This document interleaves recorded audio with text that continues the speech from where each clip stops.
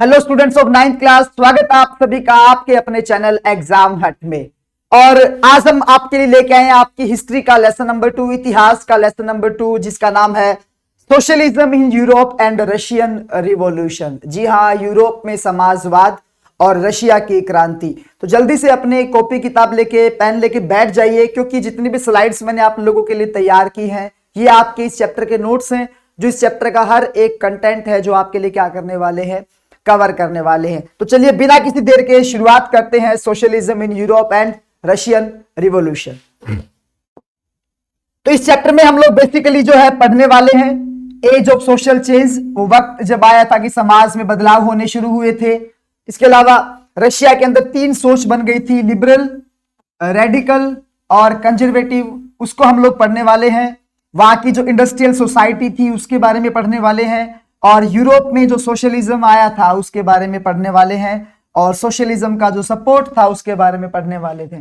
लेकिन उससे पहले यहाँ पे बार बार एक जो वर्ड इस्तेमाल हो रहा है वो हो रहा है सोशलिज्म। तो आइए, सोशलिज्म आखिर है क्या, ये समाजवाद आखिर है क्या। तो पहले इसकी डेफिनेशन मैं आप लोगों को क्लियर कर दूं ताकि आपको इस चैप्टर में आगे दिक्कत ना आए।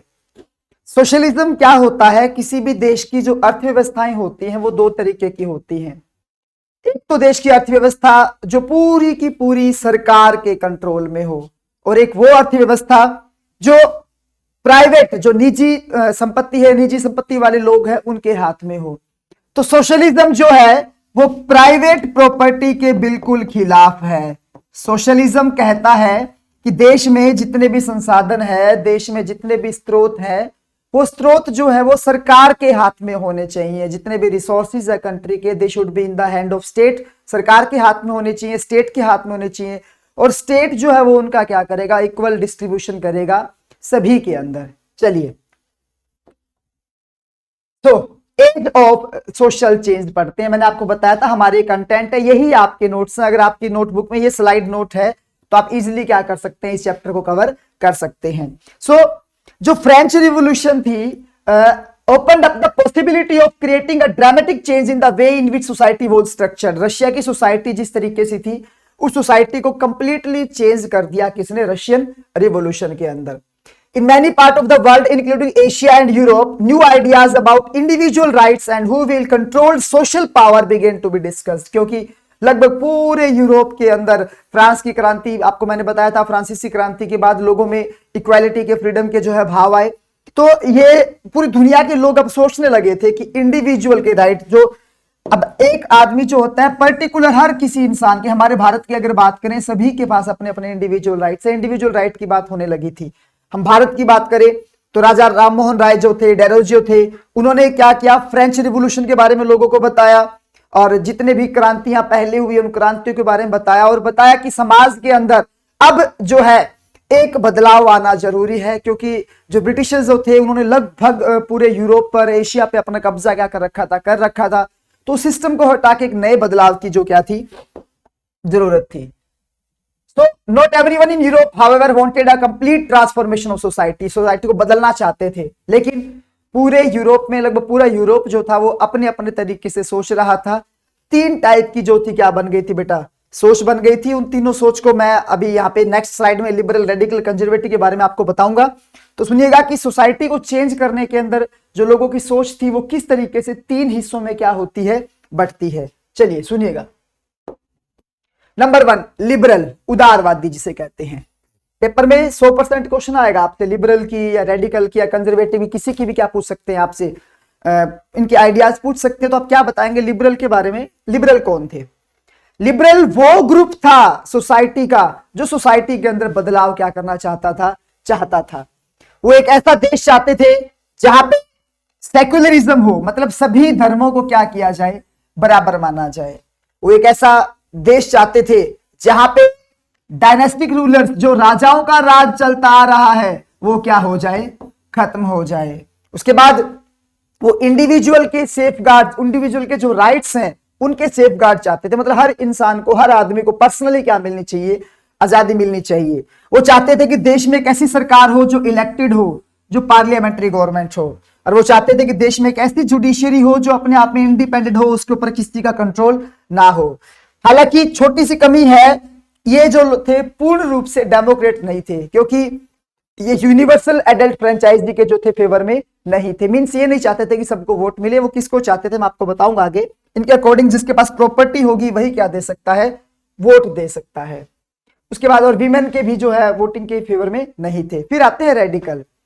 रेडिकल जो थे वो एक ऐसा देश चाहते थे जहां पे कंट्री की पॉपुलेशन जैसी सरकार चाहती है कि सरकार वो बने जो क्या हो, जो जनता है, जनता के हिसाब से जनता ने उस सरकार को क्या किया हो, चुना हो।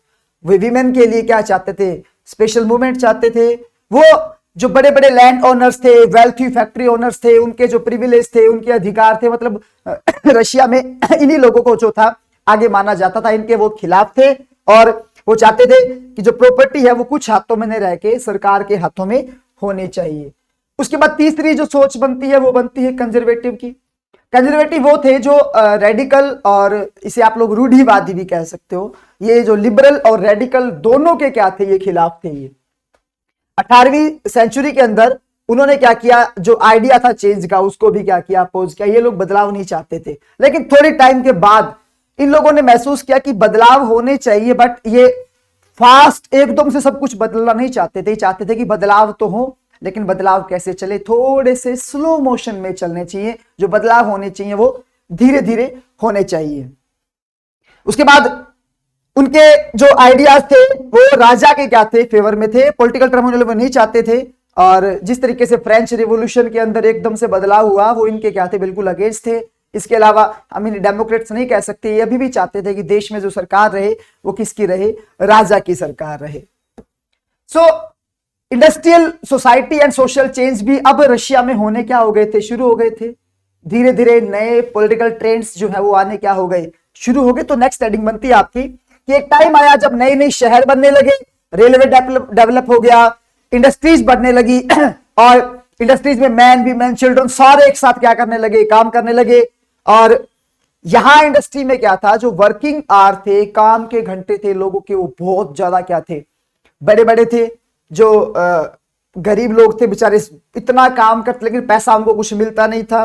हाउसिंग और सैनिटेशन की बहुत ज्यादा क्या थी, प्रॉब्लम थी। और लिबरल और रेडिकल जो थे वो चाहते थे कि इन चीजों का कोई ना कोई क्या होना चाहिए, सॉल्यूशन होना चाहिए, कोई ना कोई बदलाव होना बहुत ज्यादा क्या है, जरूरी है। लिबरल और रेडिकल जो थे वो प्रॉपर्टी ओनर थे और एम्प्लॉयर थे। उन्होंने ये महसूस किया कि जो ट्रेड और इंडस्ट्रियल वेंचर है वो बेनिफिट किसको दे, उस वर्क फोर्स को भी बेनिफिट दे, ठीक है, ताकि कंट्री की जो इकोनॉमी है वो क्या हो सके, स्ट्रॉन्ग हो सके।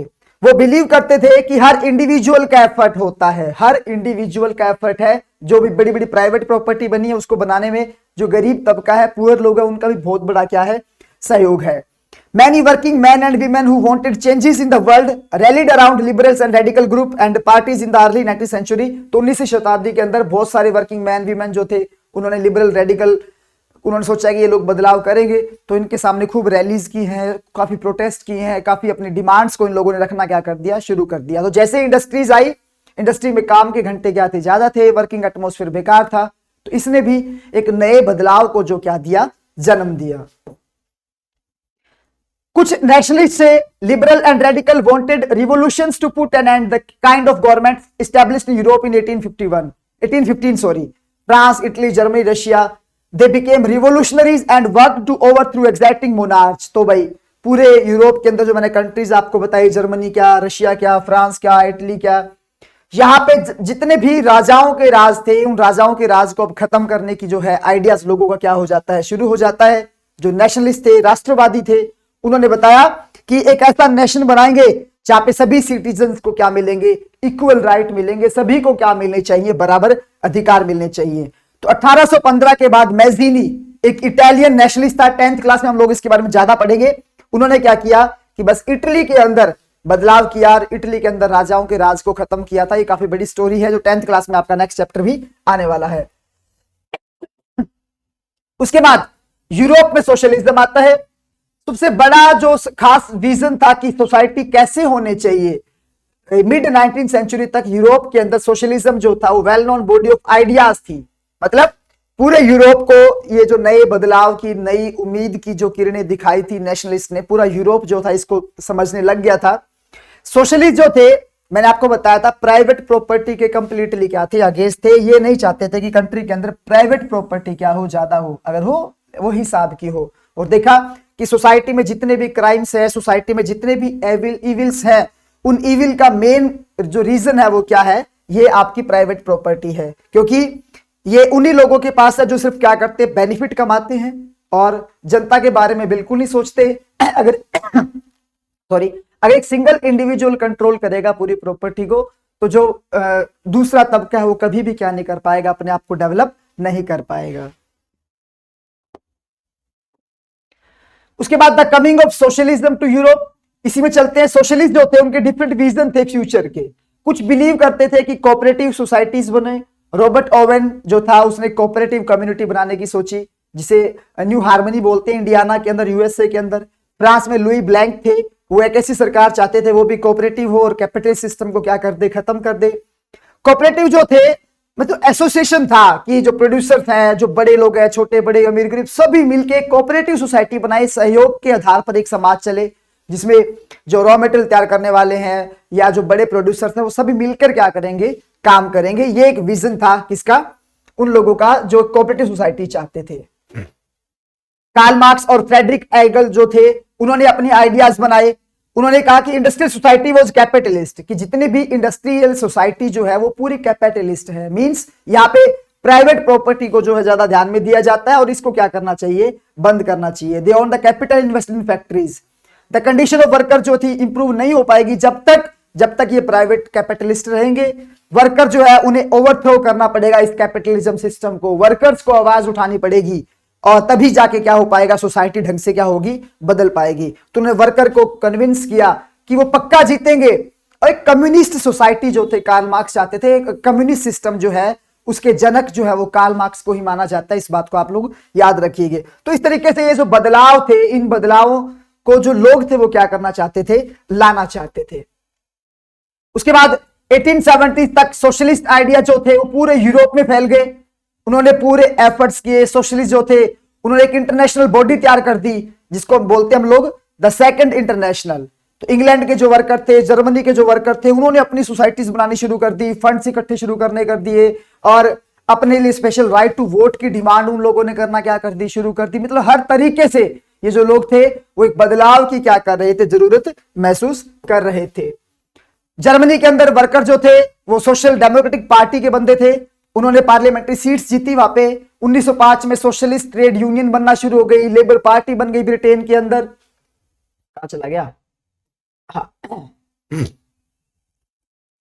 उसके बाद till 1914 socialist never succeeded in forming a government in Europe. हालांकि सरकार तो नहीं बना पाए, लेकिन हर जगह पूरे बड़े लेवल पे जो था सोशलिस्ट सिस्टम क्या हो चुका था, आगे बढ़ चुका था। लोगों ने यूनियंस बना ली थी, पार्टीज बना ली थी, सब कुछ क्या कर लिया था, तैयार कर लिया था। तो ये हमारी जो पहली स्लाइड थी जिसमें हम लोगों ने सोशलिज्म के बारे में पढ़ा। अभी मेरे पास जो नेक्स्ट स्लाइड है उस नेक्स्ट स्लाइड में हम लोग करने वाले हैं किसके बारे में, ये रही मेरी स्लाइड, खोलता हूं आपके लिए। हम रशियन रिवॉल्यूशन के बारे में क्या करने वाले हैं, सुनने वाले हैं। तो एज ऑफ सोशल चेंज हम लोगों ने पढ़े। चलिए अभी मैं आपको बताता हूं रशियन रिवॉल्यूशन का थोड़ा और आगे। अब हम पढ़ेंगे किसके बारे में बेटा, रशियन रिवॉल्यूशन के बारे में। क्योंकि मैंने आपको बताया था सोशलिज्म इन यूरोप किस तरीके से फैला, बड़े बड़े जो राइटर्स थे उन्होंने अपने आइडियाज दिए, इंडस्ट्रियल रिवॉल्यूशन आई जिसने एक बदलाव की क्या की, जरूरत महसूस की। तो अब जो हम लोग पढ़ेंगे कि जो रशिया था मेन, क्योंकि रशिया है, 2 सेक्शन में आपका चैप्टर बटा हुआ है। रशियन रिवॉल्यूशन के बारे में हम लोग क्या करते हैं, पढ़ते हैं बेटा। इसे मैं काट देता हूं। रशियन एम्पायर इन 1914, 1914 में रशिया का एम्पायर कैसा था देख लीजिए। रशियन सोशलिस्ट जो थे उन्होंने रशिया की सरकार पे कब्जा कर लिया अक्टूबर रिवॉल्यूशन से 1917 के अंदर। मतलब 1917 के अंदर रशिया में कब्जा हो जाता है किसका, सोशलिस्ट लोगों का। द फॉल ऑफ मोनार्की, राजशाही फरवरी में खत्म हो जाती है और कुछ रिवॉल्यूशंस होती है जिन्हें हम रशियन रिवॉल्यूशन कहते हैं। मतलब कि अक्टूबर और आपका जो फेब थी, इस फेब के अंदर रशिया में मोनार्च को ओवरथ्रो करके सोशलिस्ट गवर्नमेंट को बनाना ही क्या कहलाता है, रशिया के अंदर रशियन रिवॉल्यूशन कहलाती है। तो 1914 तक रशिया का अंपायर कैसा था, 1914 तक रशिया में जार निकोलस सेकंड का राज चल रहा था बेटा। ये वहां का रशिया का क्या था, राजा था, जिसका नाम था जार निकोलस सेकंड। आज उसके अंडर में फिनलैंड जो फिनलैंड है, लताविया है, Lithuania, Estonia, part of Poland, Ukraine, Belarus, central Asian state, Georgia, Armenia, जो आपका अजरबैजान है, ये जो इलाके थे वो सारे उसके अंडर में आया करते थे। सो यहाँ पे मोस्टली जो धर्म था, मैं आपको बता रहा हूं 1914 से पहले रशिया की सोसाइटी कैसे थी, जार निकोलस के अंडर में थी। और यहाँ पे मोस्टली क्रिश्चियन जो थे ज्यादा थे, कैथोलिक थे, प्रोटेस्टेंट थे, मुस्लिम थे, बुद्धिस्ट थे, ये सब क्या थे। लेकिन जो मोस्टली मेजोरिटी थी वो किसकी थी, ऑर्थोडॉक्स क्रिश्चियनिटी की, मतलब कट्टर जो थे ईसाई जो यहां पर थे।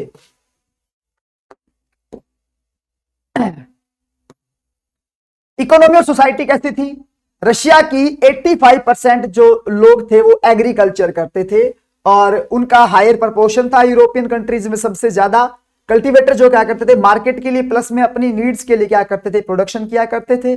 और गांवों में जो पीजेंट थे वो मोस्ट ऑफ लैंड को कल्टीवेट किया करते थे। लेकिन जो नोबेलिटी या जो चर्च जो फ्रांस का पड़ा उसी तरीके से था, उनके पास मोस्टली क्या थी, प्रॉपर्टी हुआ करती थी।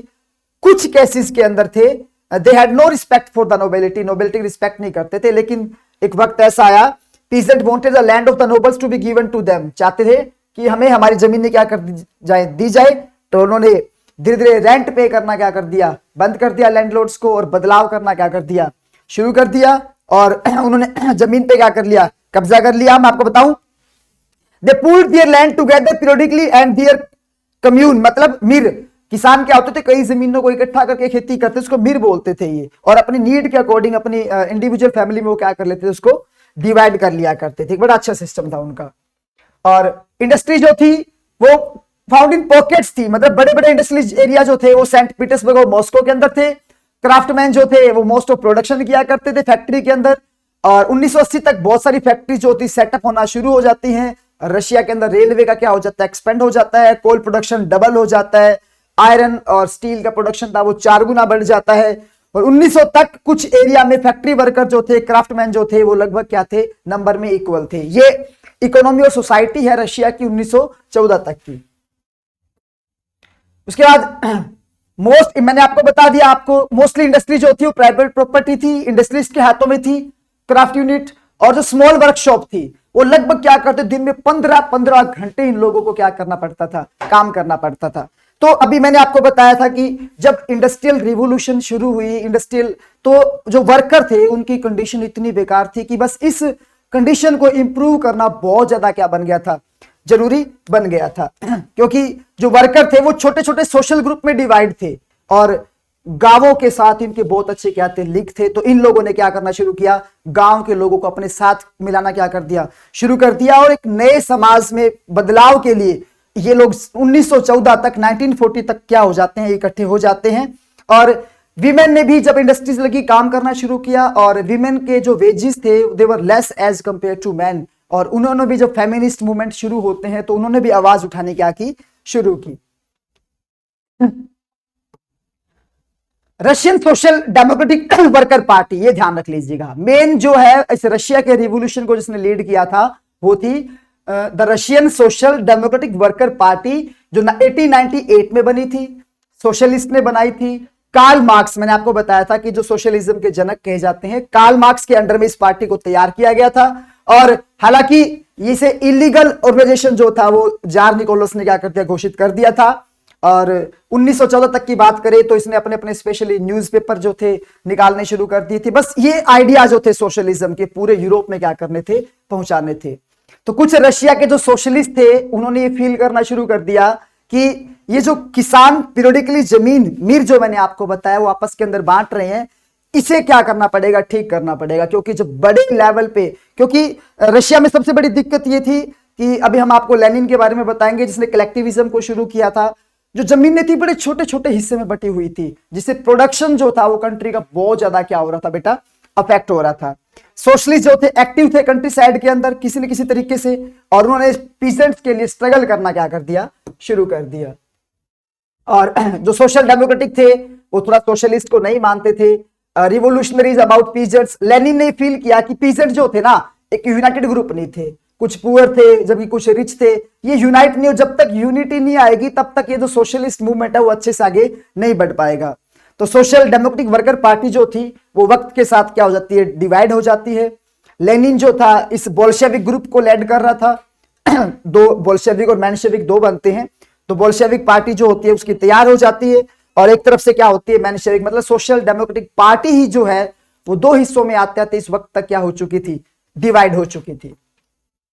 अब आती है 1905 की रिवॉल्यूशन। बिल्कुल एक सिंपल पेज के अंदर कंप्लीट, कम से कम 6 पेज है जिन्हें बिल्कुल सिंपल वे के अंदर मैंने यहां पे क्या कर दिया है, तैयार कर दिया है। तो हम 1905 की रिवॉल्यूशन, दो ही रिवॉल्यूशन बनती है, अक्टूबर की रिवॉल्यूशन बनती है, 1905 की रिवॉल्यूशन बनती है। तो सुनिएगा, जब 20th सेंचुरी शुरू होती है तो रशिया के जो लिबरल थे, उदारवादी थे, उन्होंने कैंपेन शुरू किया राजशाही के खिलाफ, और डेमोक्रेटिक और सोशलिस्ट मिलके जो थे उन्होंने क्या किया, पीजेंट्स को अपने साथ मिलाया रिवॉल्यूशन के अंदर, और उन्होंने एक नए संविधान की डिमांड करना क्या कर दी, शुरू कर दी। उनको मुस्लिम डोमिनेटेड जो जेडिस थे इन सब ने क्या किया, सपोर्ट किया। और 1904 के अंदर जो था पर्टिकुलरली बहुत ज्यादा रशिया के लिए क्या था, बेकार था। वजह क्या थी, चीजों के प्राइस बहुत ज्यादा बढ़ चुके थे। मैंने आपको बताया कि देखो क्रांति कोई भी हो, कुछ एक इमीडिएट कॉजेस भी होते हैं, एक तुरंत प्रभाव से कोई कारण बनते हैं जो उस रिवॉल्यूशन को क्या कर देते हैं, आगे बढ़ा देते हैं।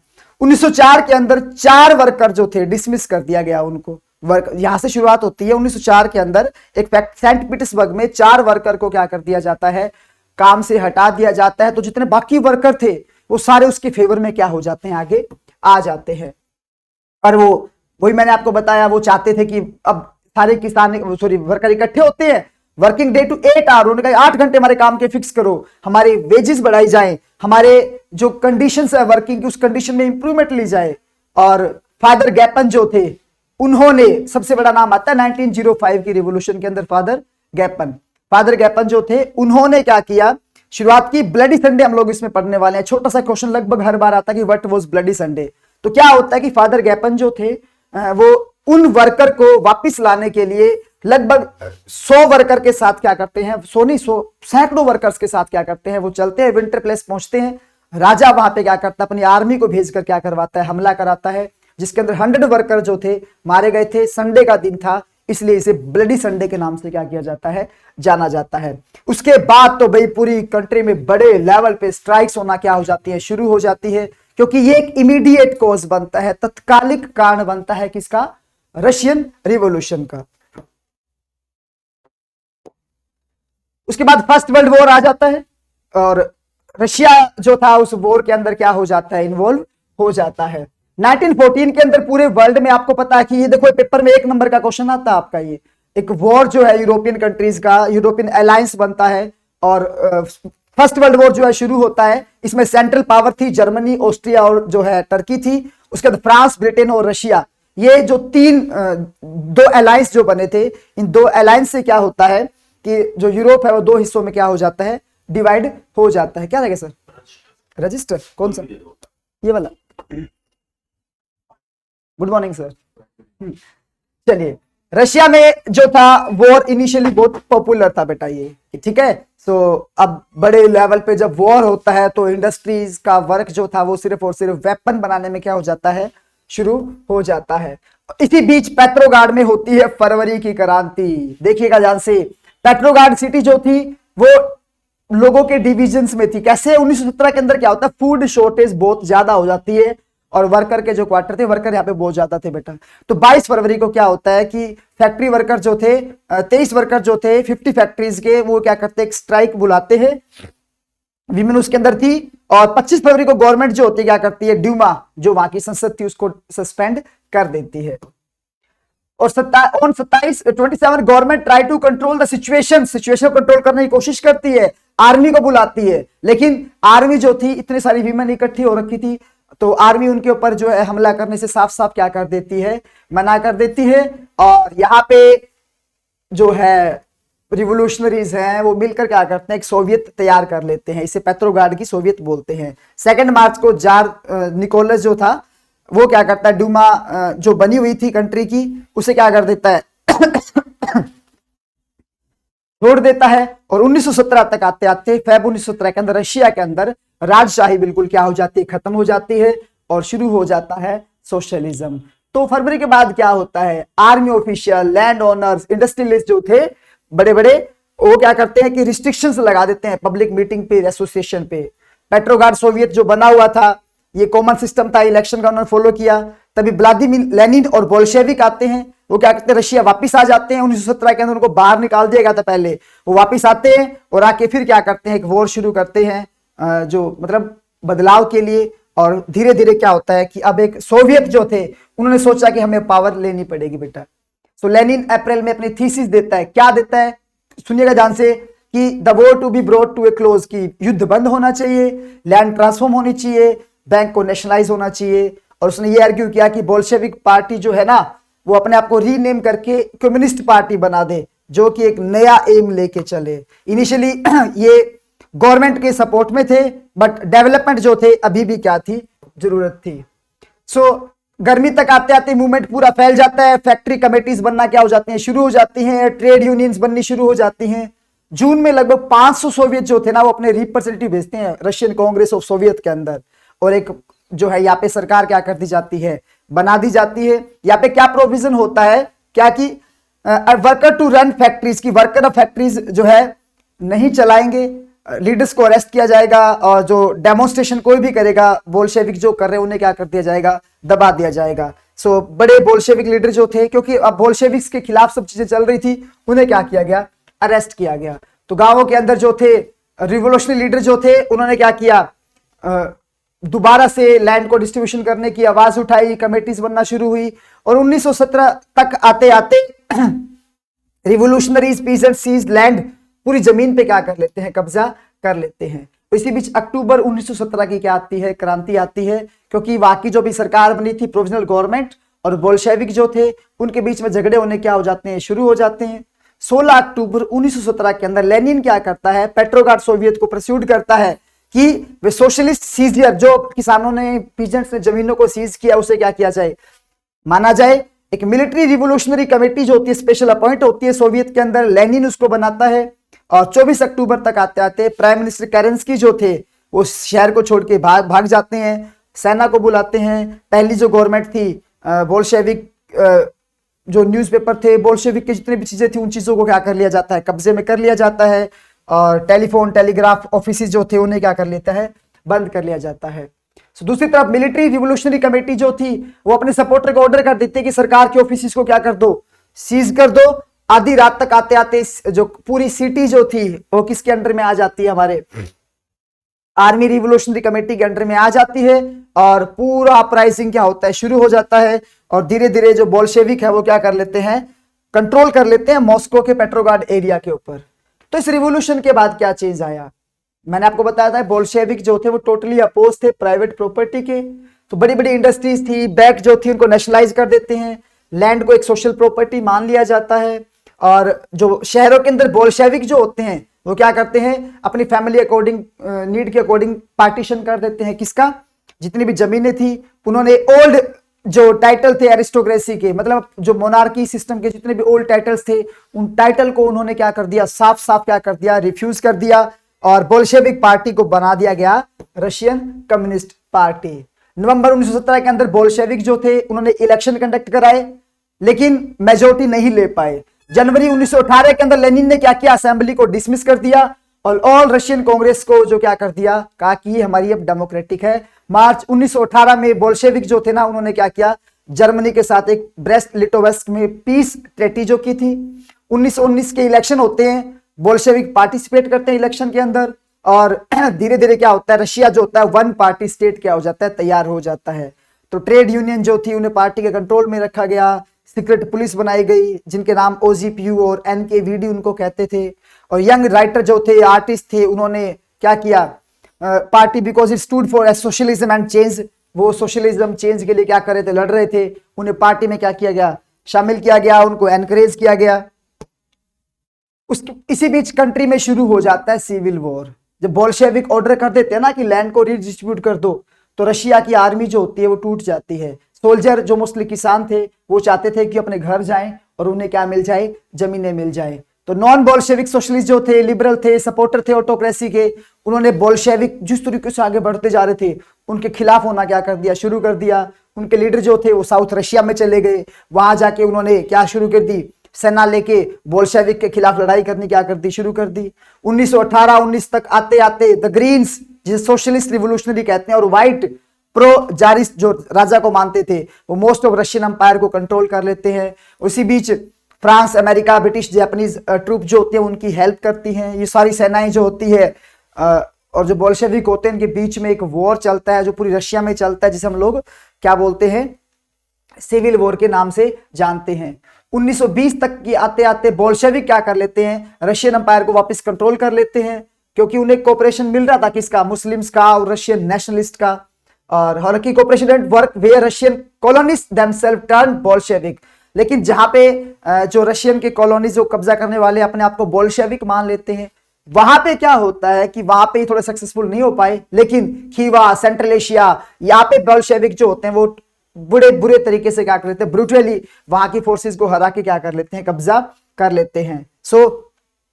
जो मोस्ट नॉन रशियन नेशनलिस्ट थे वो उन्हें पॉलिटिकल ऑटोनॉमी दी गई। Soviet Union, USSR, union of socialist and socialist republic state, the Bolshevik created from the Russian empire in December 1922। दिसंबर 1922 में खुद का अपना क्या करते हैं, स्टेट बना देते हैं। लेकिन ये जो इनका कंबाइन बना था वो अनपॉपुलर पॉलिसीज थी, तो धीरे धीरे क्या हुआ कि ये डिस्करेज होना क्या हो जाते हैं, शुरू हो जाते हैं। एक सोशलिस्ट सोसाइटी क्या हो जाती है, निर्माण होता है। सिविल वॉर जब चल रहा था तो बोल्शेविक ने क्या किया, इंडस्ट्रीज को और बैंक्स को नेशनलाइज रखा। उन्होंने पीजेंट्स को परमिट किया कि वो अपनी जमीन को क्या कर सकते हैं, कल्टीवेट कर सकते हैं। उन्होंने काफी अच्छे डेमोक्रेटिक रास्ते क्या किए, इस्तेमाल किए, और सेंट्रल प्लानिंग जो थी उनकी वो चलती गई, और 5 ईयर प्लान उन्होंने क्या किया, तैयार किया। गवर्नमेंट ने सब चीजों के प्राइस क्या कर दिए, फिक्स कर दिए, और काफी अच्छे बदलाव जो थे क्या हो गए, वहां पे आते हैं, और रशिया एक सोशलिस्ट सोसाइटी बनकर क्या हो जाती है, तैयार हो जाती है। और जिसकी वजह से अब सोशलिस्ट सोसाइटी बनने से स्टेट के कंट्रोल में सब कुछ आ जाता है, तो वहां पर ऑयल, कोयल और स्टील का प्रोडक्शन था वो बढ़ जाता है, नई फैक्ट्री सेटअप होती है, नया स्कूल सिस्टम शुरू होता है, चीप हेल्थ केयर प्रोवाइड की जाती है, और मॉडर्न लिविंग क्वार्टर जो है वर्कर्स को दिए जाते हैं, उनकी कंडीशन में क्या कर दिया जाता है, सुधार किया जाता है।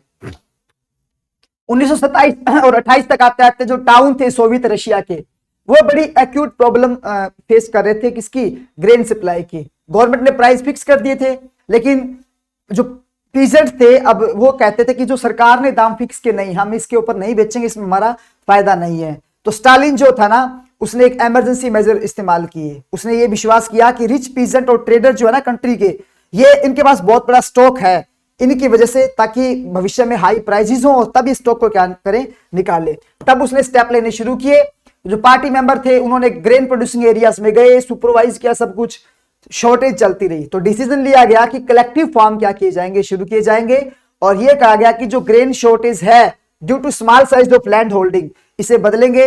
अब उन्होंने कुलाक जो थे, कुलाक जो रिच पीजेंट्स थे, उनसे क्या किया, जमीनें ली, और उसके बाद क्या किया, कलेक्टिविज्म शुरू किया। जो छोटी छोटी लैंड थी उन लैंड को मिला के बड़े लेवल पे फार्म एग्रीकल्चर करवाना इन्होंने क्या किया, शुरू किया, और पीजेंट्स ने उन पे काम किया, प्रॉफिट को आपस में शेयर किया। और इससे धीरे धीरे आते हुए वक्त क्या हुआ कि जो कलेक्टिवाइजेशन की पॉलिसी थी, इस पॉलिसी की वजह से क्या हुआ कि स्टालिन की गवर्नमेंट जो थी उसने इंडिपेंडेंट कल्टीवेशन को कहीं ना कहीं अलाउड कर रखा था, लेकिन कंट्री के अंदर प्रोडक्शन जो था चीजों का वो क्या हो जाता है, ज्यादा बढ़ जाता है। हालांकि नहीं होता। बैड हार्वेस्ट ऑफ 1930-33 की क्या करती है, सबसे बड़ा जो है अकाल लेके आती है सोवियत यूनियन की हिस्ट्री में, जहां पे 4 मिलियन लोग होते हैं, मर जाते हैं बेटा ये। पार्टी के जो लोग थे ना, उन्होंने भी काफी सारा मतलब कंफ्यूजन फैली कि जो इंडस्ट्रियल प्रोडक्शन था वो प्लांट तरीके से इकोनॉमी करके कर रहे थे, तो इनकी वजह से हुआ है।